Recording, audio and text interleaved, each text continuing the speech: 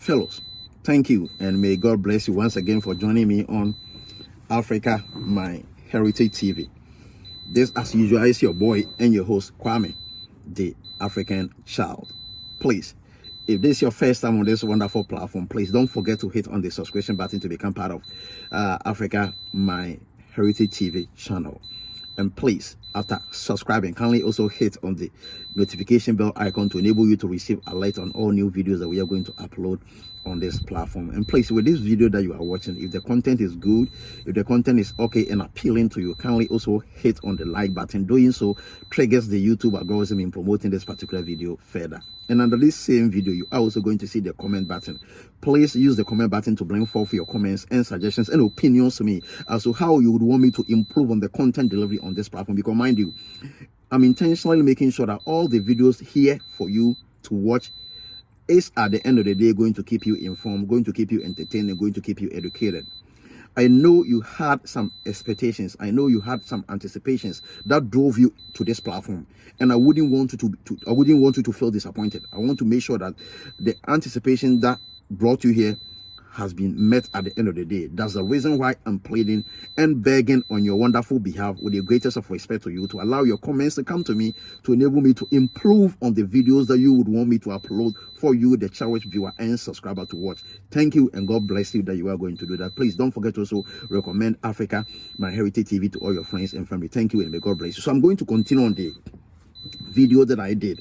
So I said how it is also important and critical for you to have some travel experience if you would want to do international travel, or in other words, why it is so necessary to have international or to have travel experience in case you would want to do international travel. And the international travel here simply means traveling outside Ghana. I'm a Ghanaian, so I'm talking about Ghana.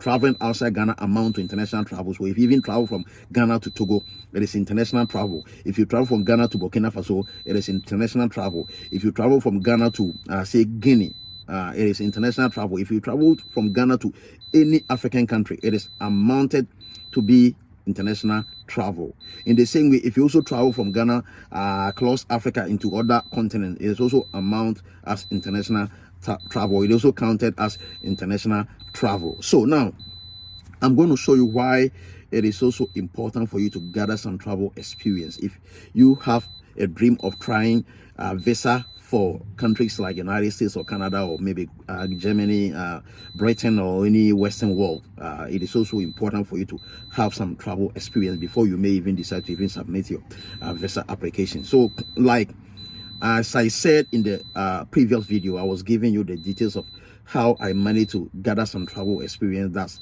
enabling me to also have the leverage and the means and the opportunity to also submit my visa to the American embassy and to even go for interview and to also see my visa being approved to give me the pathway to come to America here. So like I said in the previous video, so I was able to connect to a friend who told me by then that friend was in Singapore. By then that friend that I was able to connect to was in Singapore. And mind you, one of the most advanced country on the planet Earth is Singapore. One of the most advanced country on the planet Earth is Singapore. I'm telling you, the GDP of Singapore would amaze you. Singapore is one of the beautiful country on the face of Earth. If you're looking for world's most beautiful, world's most amazing, and world's most excellent airport, it is the Changi Airport in Singapore. I'm telling you, you would love to stay in Singapore. You would love to even visit a place like Singapore, I tell you. So I had a friend who was by then in Singapore. So I was able to talk to this friend. He told me, as Ghanaian passport holders, we have visa-free access to Singapore. So listen carefully. So I think even this video in itself is going to explain the reason why I mostly do a lot of videos to educate people to leverage on visa-free country arrangement, to also gather some travel experience, to try their luck on countries like America or Canada or any Western world. So this friend told me by then, because by then I was like a businessman back in Ghana, that the business was not working for me. So I was like desperate to travel. So I had some money in my pocket that I can just leverage on to also travel outside Ghana or outside Africa. So I told my friend the money that I have, and he told me I can leverage on the visa-free arrangement between my country, Ghana, and the country called Singapore to also make it to Singapore. But one thing about Singapore is that before you can travel internationally from my own country, Ghana, to Singapore. You see, the maximum of days that Singapore is going to guarantee you is 1 month. The maximum of days that Singapore is going to guarantee you as the Ghanaian passport holder was 1 month. You see, and even with the 1 month, when you are after buying your plane ticket, and with the plane ticket, I'm talking about the onward plane ticket and the return plane ticket, because if you go with the onward without a return plane ticket, they are going to ask you to go back. They are not going to allow you entry into the country. So after getting my onward and return plane ticket, I also needed to get a pocket money of $1,000 or more. It is a requirement in Singapore. I needed to also get a pocket money of $1,000 or more to show it to the Singaporean immigration that I'm just coming as a tourist or visitor, and I have the money to survive within their country, and I'm not coming to do any job. I'm not coming to do any illegality. I'm not coming to just perpetuate in anything that goes against their laws, norms, and traditions. So I was able to prove myself worthy to them. So at the end of the day, I think I met all the requirements. I met all their expectations. So I finally traveled from my country, Ghana, to Singapore. It was my first international travel, and I think back in those days, I think which airline did I use? I think I used Ethiopian Airline. I think I used Ethiopian Airline. It was my first time traveling internationally, so I used Ethiopian Airline. So I think I flew with Ethiopian Airline from my country, Ghana, to the capital of Ethiopia, that is Addis Ababa. So I landed at the Addis Ababa International Airport. Yeah, so I think I did a transit of almost about 6 hours, and after the 6 hours of long wait or transit, we finally made it from Ethiopia to the country of Singapore. So we landed in Singapore, and I'm telling you, I went through hell with the Singaporean immigration. I went through hell with the Singaporean immigration. I was nearly deported. I was nearly asked to go back. I was nearly sacked because they thought it was like my first time traveling. So what is the proof that I'm not coming into their country to work? What is the proof that they allow me to enter their country? I'm not going to run away. What is the proof that I'm not coming to have a deal in drugs, or I'm not coming to do any unlawful activities? I need to show a proof. And you see me, I'm very articulate, I'm a very confident person, so I was able to prove to them that I'm just coming as an ordinary tourist, as an ordinary visitor.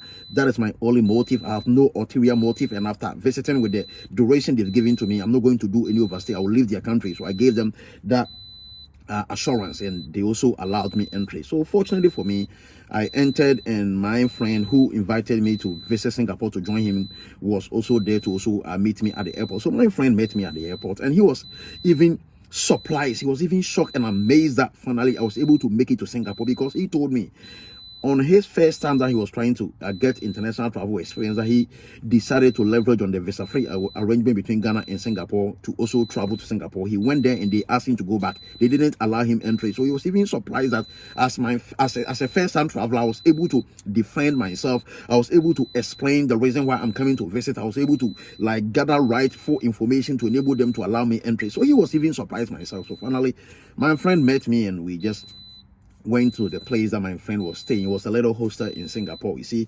So I was given only 1 month to stay in Singapore, and after 1 month I have to make sure I'll vanish from Singapore.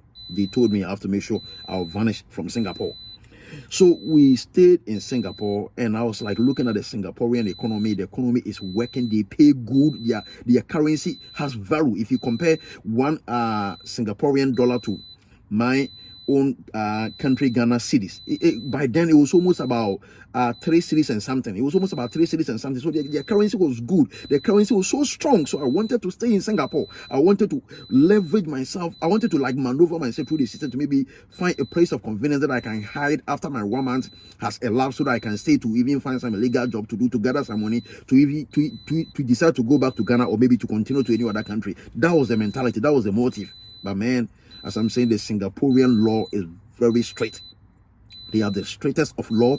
They have the best of immigration across the globe. I think they have the best of surveillance system. Their security is awake. They are working. They know where to grab you. They know where to trace you. They know how to track you. So there is no way you can hide from the Singaporean authorities. There is no way you can hide from the Singaporean police. Once they know they've given you 1 month for you to stay, they make sure that you don't leave their country more than 1 month. Because mind you, if you even overstay in Singapore for an hour, they would make sure you pay for that 1 hour of overstay before they will allow you to go back to your country or go to a different country. There is no way they are going to allow you to go or flee from their country without not paying for the overstay, for breaking their law. There is no way they are going to allow you. So We lived in Singapore trying to figure out other countries that we can also go to after the month that the Singaporean authority has given us has also come to an end or has expired.